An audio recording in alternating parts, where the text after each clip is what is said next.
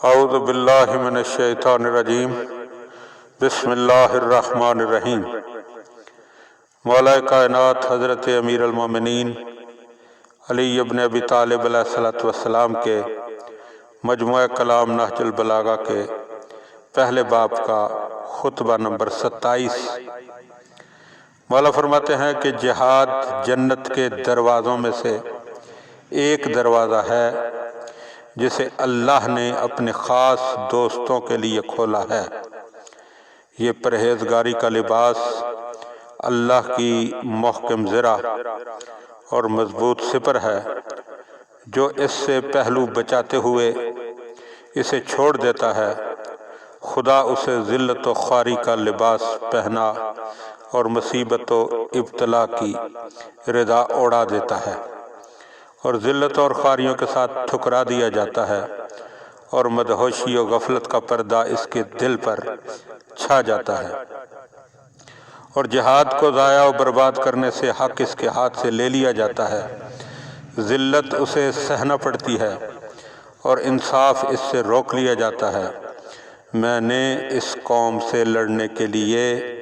رات بھی اور دن بھی، اعلانیہ بھی اور پوشیدہ بھی تمہیں پکارا اور للکارا،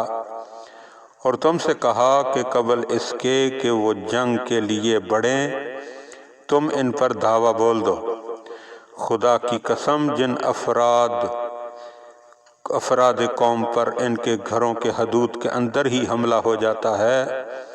وہ ذلیل و خوار ہوتے ہیں، لیکن تم نے جہاد کو دوسروں پر ٹال دیا اور ایک دوسرے کی مدد سے پہلو بچانے لگے، یہاں تک کہ تم پر غارت گریاں ہوئیں اور تمہارے شہروں پر زبردستی قبضہ کر لیا گیا۔ اسی بنی غامد کے آدمی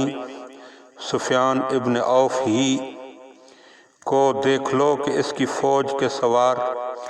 شہر انبار کے اندر پہنچ گئے، حسان ابن حسان بکری کو قتل کر دیا اور تمہارے محافظ اور سواروں کو سرحدوں سے ہٹا دیا۔ مجھے تو یہ اطلاعات بھی ملی ہیں کہ اس جماعت کا ایک آدمی اور ذمی عورتوں کے گھروں میں گھس جاتا تھا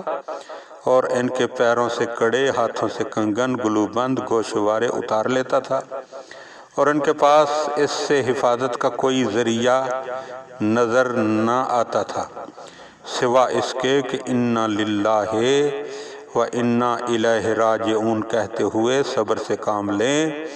یا خوشامدیں کر کے اس سے رحم کی التجا کریں۔ وہ لدے پھندے ہوئے پلٹ گئے، نہ کسی کے زخم آیا نہ کسی کا خون بہا۔ اب اگر کوئی مسلمان ان سانحات کے بعد رنج و ملال سے مر جائے تو اسے ملامت نہیں کی جا سکتی، بلکہ میرے نزدیک ایسا ہی ہونا چاہیے۔ العجب ثم العجب، خدا کی قسم ان لوگوں کا باطل پر ایکا کر لینا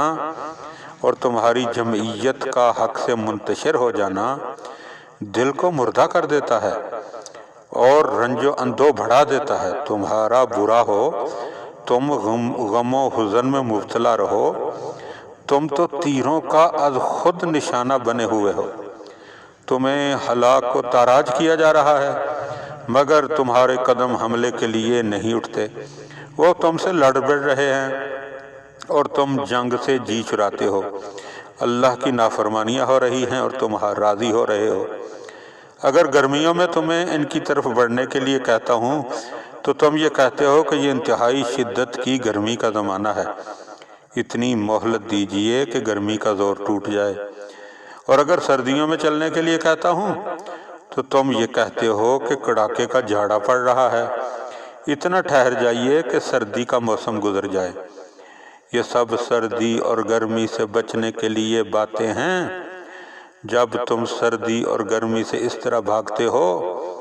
تو پھر خدا کی قسم تم تلواروں کو دیکھ کر اس سے کہیں زیادہ بھاگو گے۔ اے مردوں کی شکل و صورت والے نامردو، تمہاری عقل بچوں کی سی، تمہاری سمجھ حجلہ نشین عورتوں کے مانند ہے۔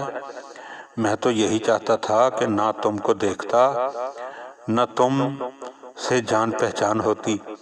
ایسی شناسائی جو ندامت کا سبب ہو اور رنج و اندھو کا باعث بنی ہے۔ اللہ تمہیں مارے، تم نے میرے دل کو پیپ سے بھر دیا، میرے سینے کو غیظ و غضب سے چھلکا دیا، تم نے مجھے غم و حزن کے جرعے پے در پے پلائے، نافرمانی کر کے میری تدبیر و رائے کو تباہ کر دیا۔ یہاں تک کہ قریش کہنے لگے علی ہے تو مرد شجاع، لیکن جنگ کے طور طریقوں سے واقف نہیں۔ اللہ ان کا بھلا کرے، کیا ان میں سے کوئی ہے جو مجھ سے زیادہ جنگ کی مزاولت رکھنے والا اور میدان دغا میں میرے پہلے سے کار نمایاں کیے ہوئے ہو؟ میں تو ابھی 20 برس کا بھی نہ تھا کہ حرب و ضرب کے لیے اٹھ کھڑا ہوا تھا، اور اب تو 60 سے بھی اوپر ہو گیا ہوں، لیکن اس کی رائے ہی کیا جس کی بات نہ مانی جائے۔